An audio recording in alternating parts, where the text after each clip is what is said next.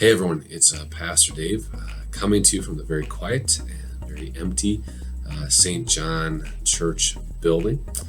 Thanks for checking out our Thursday, March 19th episode of our 5 Minutes of Hope. Before we get to the devotion today, just a few things in the description to the video and the comments below. We did put a link back to our website where you can find more resources. So if you want to watch worship services, Bible studies, and we're going to keep adding more and more of the resources, also for families, for children, for youth.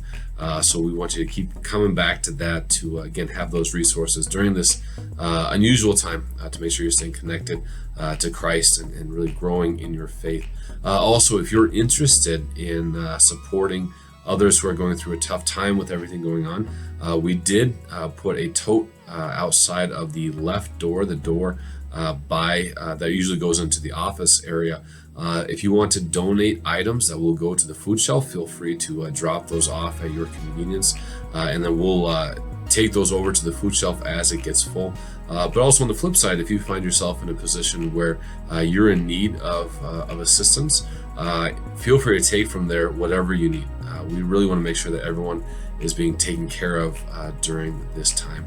And also, I'll be sending out an email and a phone blast on Monday with more details. We're going to keep trying to do more and more to stay connected with everyone. But we are going to start recording our worship services that we're putting online also onto DVD. So I got my first stack of DVDs right here. We're going to start recording. So if you or someone you know would prefer to watch our worship services on a DVD format, please let us know and we'll get those delivered to you. And also we're going to provide opportunities for families, especially for kids, but adults can do it too, but to write letters to our shut-in folks, our homebound folks, to those who are elderly, to stay connected. So it's kind of a win-win. It's an opportunity for kids to work on their writing, but also just a great way to connect with those who are in isolation right now.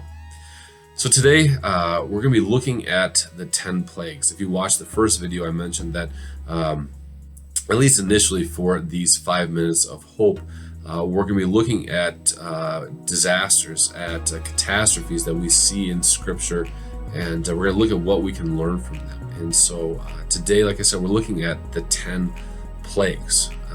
And this is an account that you're probably at least somewhat familiar with. They made several movies about Moses, about these 10 plagues, about the Israelites being freed from slavery. And really that's the story. So we got the Israelites found themselves in slavery in Egypt for 400 years.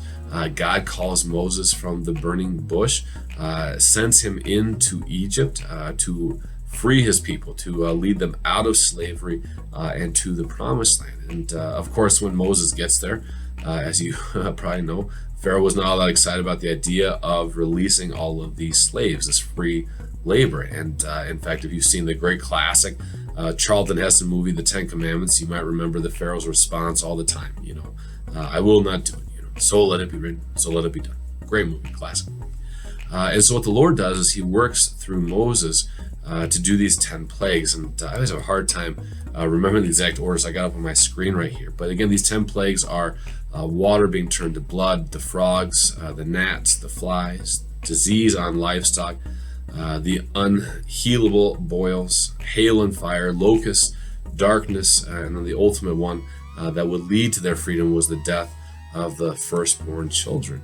And what's interesting is with these 10 plagues is the Israelites themselves were not affected by them, but they saw the chaos. They must have seen the chaos, everything going on around them. And I think we find ourselves in a very similar situation where when we look at the virus, most of us, in fact maybe all of us who knows watching this video, have not actually been infected by the virus, but we see the chaos going on around us.